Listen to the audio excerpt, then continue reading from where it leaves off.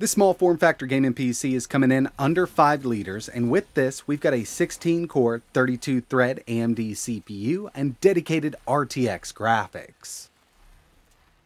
What's going on, everybody? It's ETAPRIME back here again. Today we're going to be putting together a super small form factor gaming PC that really puts down the power. This is definitely the smallest 16-core, 32-thread mini PC with dedicated graphics that I've ever been able to put together, and it's all thanks to the case I opted to use here. This is known as the A24 Mini, and there's been a few different revisions. This is actually version 5. You can pick these up for about $80 over on AliExpress. And what makes this case so special is it supports a dual slot low profile GPU, and instead of using a Pico power supply, we can actually add a flex power supply right up front here. This thing is coming in under 5 liters, so it's a very small form factor case, and obviously you will have to go mini ITX with the board here. I'm going to go over all the parts used, and we've got quite a bit to cover in this video, but before we get into it, I do want to mention that this video is brought to you by Urcdkeys. I've actually been using this site for a couple years now. They do offer Steam keys, Origin, Uplay. They even offer Microsoft applications like Office, but the main reason that I use Urcdkeys is for their Windows keys. Right now, their Windows 10 Pro OEM key is $19.84, but if you use code ETA at checkout, you can get 25% off. And another great thing about buying from here is they do accept PayPal. I just did this build here. I need to activate Windows. I'm going to head over to my updates and security. We're going to go to activation. As you can see, I've got Windows 10 Pro, but it's not activated. So I'm going to change product key. I'm going to paste it in here, choose next, choose activate, and Windows is now activated. They'll email your code once your payment is processed, and that's basically it. If you're interested in picking up cheap Windows 10 keys for your new PC builds, I'll leave a link in the description. And ever since Misinsforum released their all-in-one motherboards, these have been kind of my go-to for these small form factor builds. It makes everything really easy. And this is the BD790i. So with this, we get the Ryzen 9 7945HX, which is going to give us 16 Zen 4 cores and 32 threads. And another thing I really like about these Misinsforum boards is it's got the cooler built in, and you will have to add your own fan, but this cooler does a great job with this APU. They use liquid metal underneath it, so I didn't need to remove it or anything like that. And putting these things together is really simple. These use SODIMM RAM, so you're going to be using laptop RAM in this, but again, you will need to add your own fan. I went with this Noctua industrial fan. It does get a bit louder than I'd like, but it definitely cools this 16-core Zen 4 APU off really nicely. It supports 2 NVMe SSDs, so we can go PCIe 4.0 with it. Nice little aluminum cooler here with a built-in fan. I went with a 1TB Kingston Fury Renegade NVMe SSD. Really fast speeds here for what we've got. And 32GB of crucial DDR5 RAM running at 5600 MHz. So yeah, again, very simple to put together. All we really need to do here is add a fan, RAM, and storage. We don't need to worry about the CPU cooler or the CPU because it's already soldered to the board here.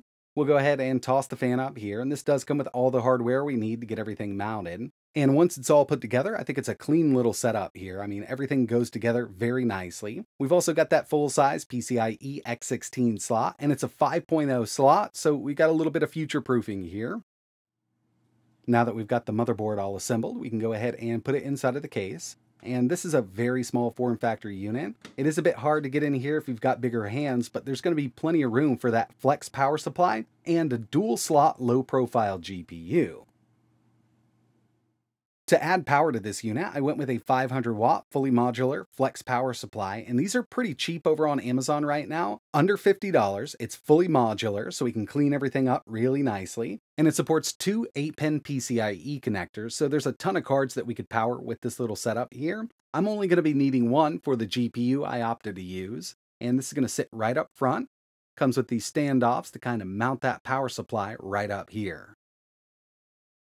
So far, going together really nicely. With this modular power supply, you can really clean this up, but I did run into one little issue here. This case does come with a power cable, so we can plug that flex power supply into the wall, but unfortunately, with these Misinsforum boards, it's blocking it off. Now, what I've done is order a low-profile 90-degree power adapter, so it should be able to fit in here. If not, I'll probably have to go with a low profile fan or move the fan up a bit, but then we're not going to be blowing directly on that cooler. And since I've got that 16-core APU here, we're going to need as much air as possible over that cooler. So I'm going to go internal with it for now until I get that adapter. and I think I can make something like that work, but unfortunately, with this Misinsforum board, the BD790i just kind of blocks it off with that larger fan installed.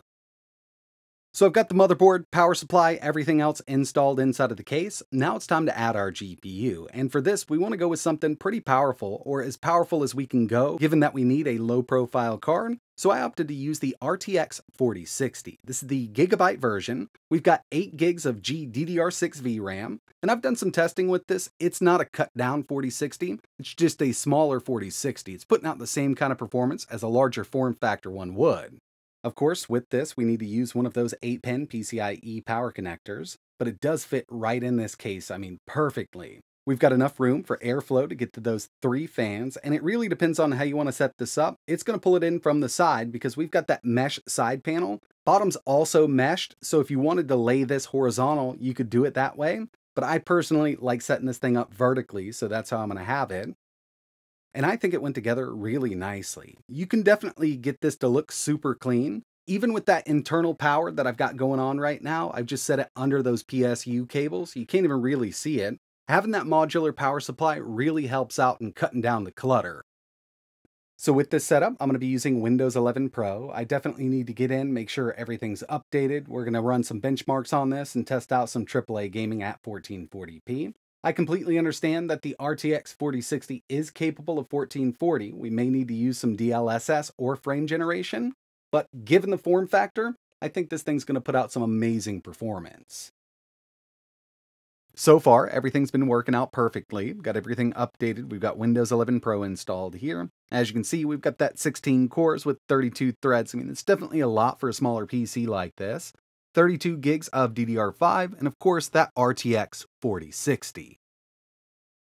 When it comes to the TDP of the 7945HX, I've got it set to auto in the BIOS, but we do have a few pre-made profiles that we can use from Misinsforum with this BD790i. Right now, in auto mode, we're seeing it boost up to around 100 watts. Now, there's a lot of cores we need to power here.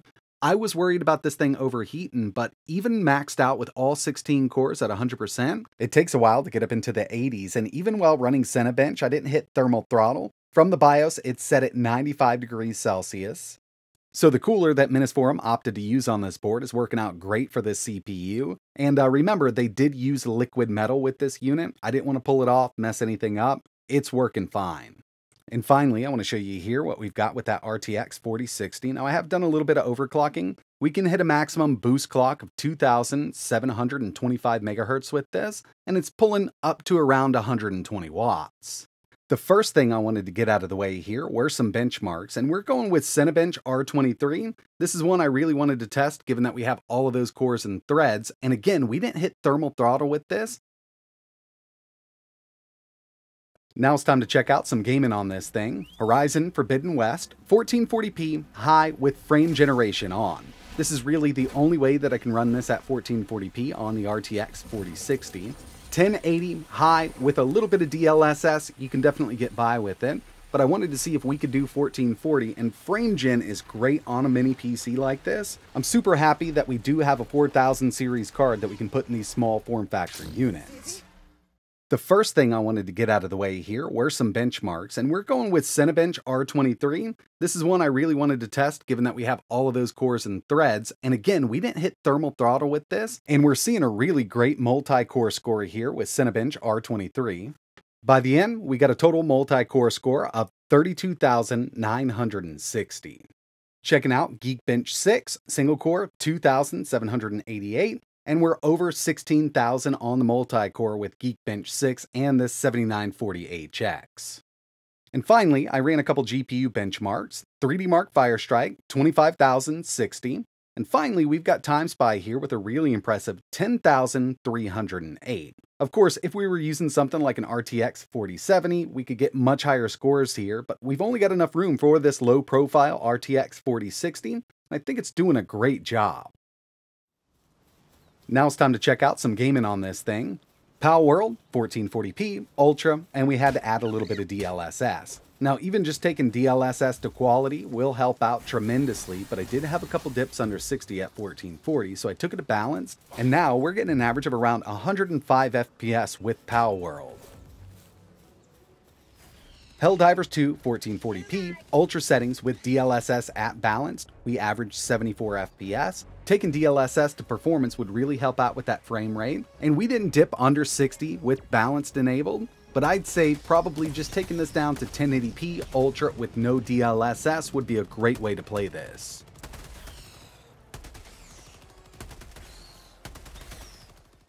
I also wanted to test out Red Dead 2 1440p, high, DLSS, balanced, at ultra. This is kind of way under. And by the end of this benchmark here, it did a pretty decent job, but just like Helldivers, I'd say if you didn't want to have to use DLSS, 1080 is going to be your best friend here. We had a minimum of 35, maximum of 113, and an overall average of 93 FPS. Next, we've got Borderlands 3, and this is one of those games that works amazingly on the RTX 4060 at 1440. We're at ultra settings, 100% resolution scale, over 100 FPS on average. Call of Duty Modern Warfare 3, using that built-in benchmark, 1440p ultra, DLSS set to balanced, and we're also using frame gen here.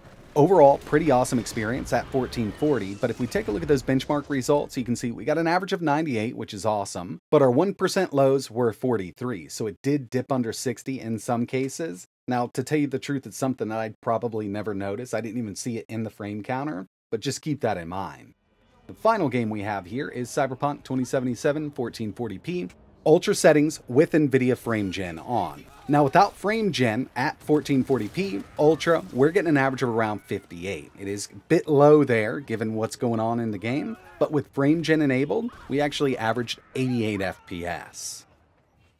Overall, I think it's putting out some really great performance, and this is about the most powerful GPU that we can add to this right now, the RTX 4060 Low Profile. And I'll tell you, if you could get a good deal on an A2000, that would be another great card for this. Or if you want to save some money up front, you could go with the Low Profile RTX 3050, but it's going to be nowhere near what this thing can put out with the 4060. But that's going to wrap it up for this one. If you're interested in putting something like this together, I will leave links for everything I use down below. I'll also leave some links for some cheaper GPUs like that RTX 3050 if you want to go that route. If you've got any questions, let me know in the comments. And like always, thanks for watching.